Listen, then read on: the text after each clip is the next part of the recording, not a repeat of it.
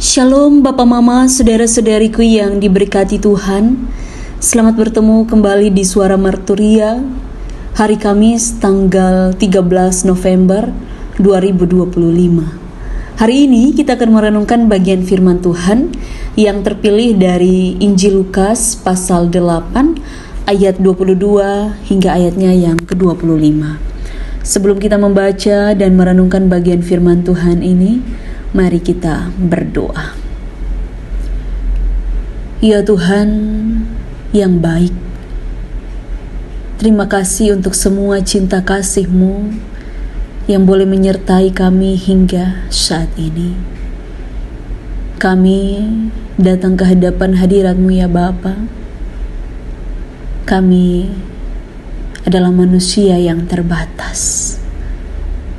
Namun ketika kami datang, kami tahu bahwa Engkau yang memberikan kami hikmat dan kebijaksanaan. Pada saat ini kami akan membaca dan merenungkan kebenaran firman-Mu. Kau memberkati supaya kami dimampukan untuk melakukannya dalam hidup kami. Di dalam nama Tuhan kami Yesus Kristus kami berdoa. Amin. Injil Lukas pasal 8 ayat 22 hingga ayat yang ke-25. Di bawah perikop angin ribut diredakan.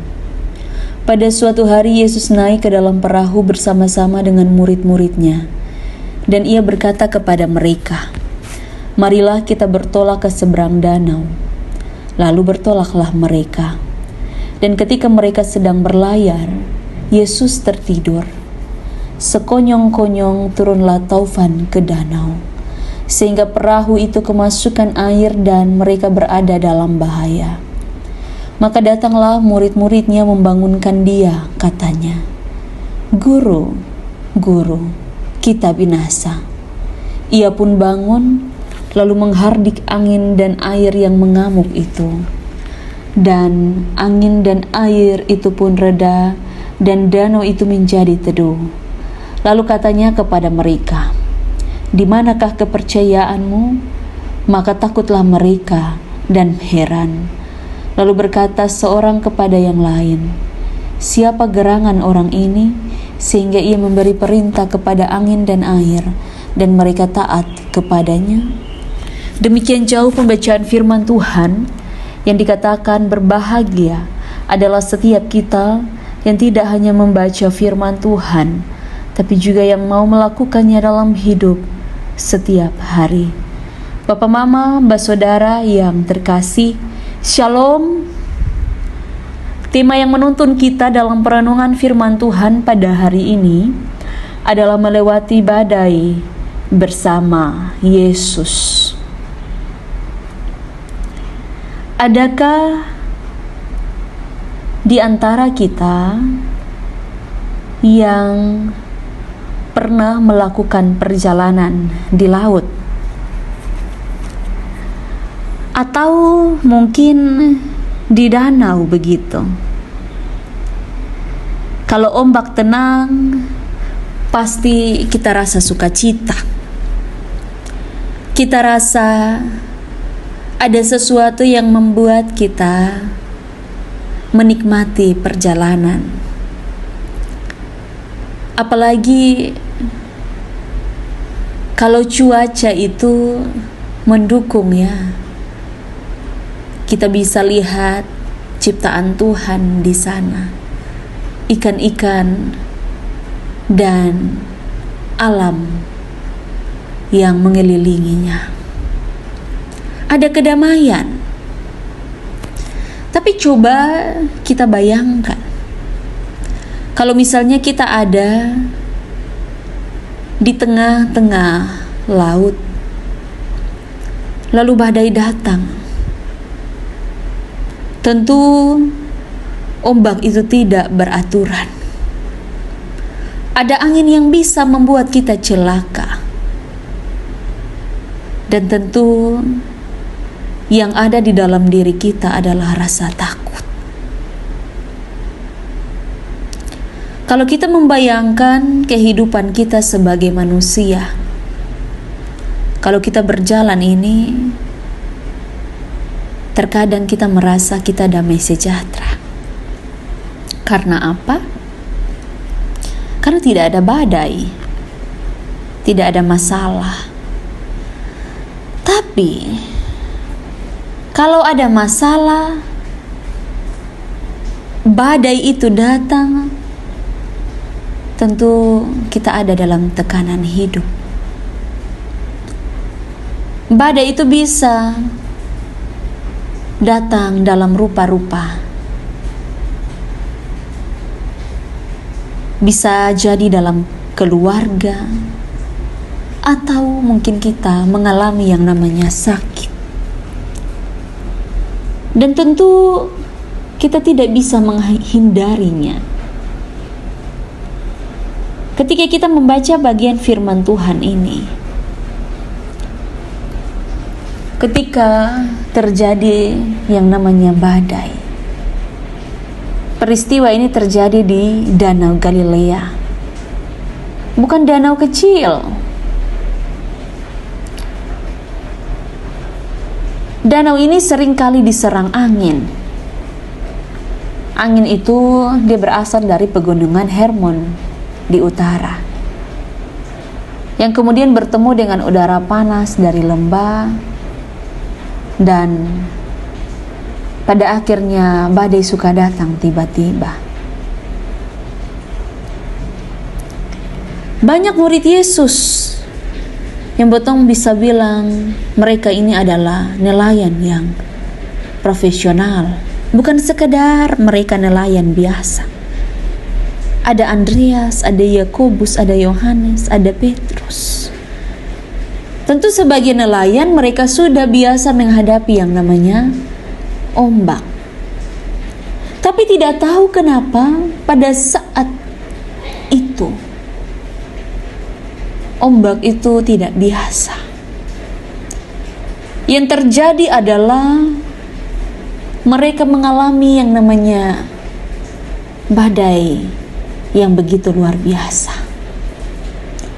Sampai pada akhirnya mereka mengatakan bahwa Guru, kita binasa. Tapi di mana Yesus? Yesus tertidur. Ada badai. Segala sesuatu yang terus berkecamuk. Tapi Yesus dalam keadaan tidur. Kenapa kira-kira Yesus tidur? Tidur dalam hal ini yang Yesus lakukan adalah itu tanda bahwa ada damai. Walaupun di luar mungkin ada badai, karena ia tahu bahwa Bapaknya memegang kendali. Bukan angin, bukan ombak, tetapi mereka yang tidak mengenal Bapa, mereka ada dalam keadaan yang berteriak. Bapak, mama, saudara yang terkasih, sering kali kehidupan kita juga diterpa dengan badai kehidupan. Semua orang juga tidak mau, tapi badai itu adalah sesuatu yang pasti kita alami. Membuat kita bingung. Kita berdoa, tapi kita merasa bahwa Tuhan tidak menjawab. Kita merasa bahwa Tuhan diam. Tapi Bapak, Mama, bersaudara, dalam hal ini Tuhan mau mengajar kita untuk kita percaya.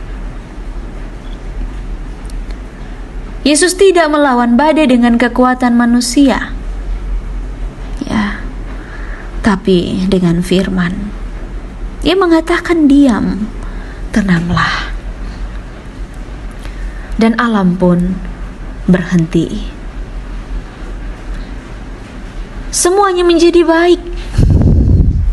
Dan kita bisa mengatakan bahwa alam itu tunduk pada kuasa Allah. Bagaimana dengan kita? Di mana tindakan kita dalam hal menundukkan diri kepada Tuhan? Ketika kita takut, apakah itu tanda kita tunduk?